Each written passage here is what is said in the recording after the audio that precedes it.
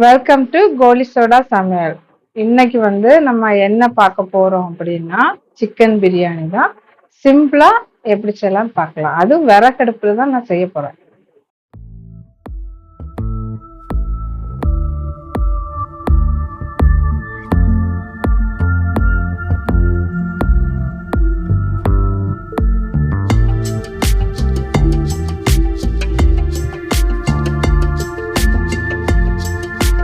முக்கால் kilo basmati rice ஊற வச்சு 1 hour ஊற வச்சு எடுத்திருக்கேன்.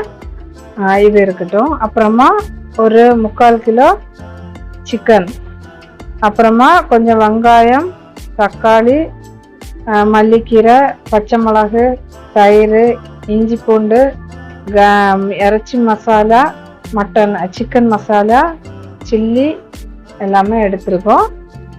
அப்புறம் இந்த ஸ்பைசி ஐட்டம் இப்போ நம்ம பண்ணும்போது எப்படி பண்ணலான்னு பார்க்கலாம். வாங்க சமைக்கலாம். இந்த மாதிரி ஆவி வருதுன்னு சூடாயாச்சு. இப்போ நம்ம என்ன செய்யணும், இந்த அரிசியை இதில் கொட்டிடணும்.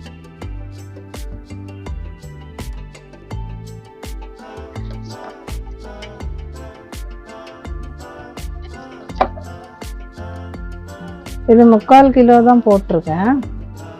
இது கொஞ்சம் வேகட்டும். இந்த மாதிரி நம்ம பாயில் பண்ணிட்டு பிரியாணி பண்ணும்போது பிரியாணி ரொம்ப டேஸ்டியா, ரொம்ப அது பஞ்சு போல இருக்கும். நான் செய்கிறேன், நீங்கள் அதை பார்த்து வீட்டில் ட்ரை பண்ணுங்க, அப்போ உங்களுக்கு புரியும்.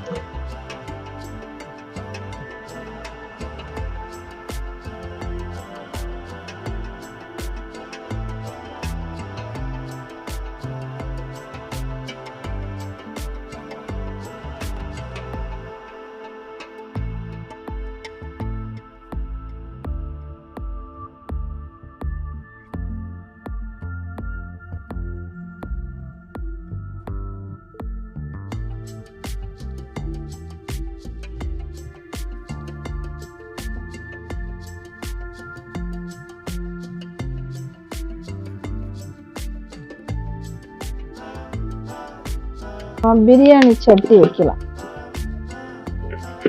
பாத்திரம் சூடாயாச்சு. நம்ம எண்ணெய் ஊற்றலாம். பிரியாணிக்கு தகுந்த எண்ணெய் ஊற்றிட்டு நம்ம இந்த ஸ்பைசி எல்லாம் போடணும்.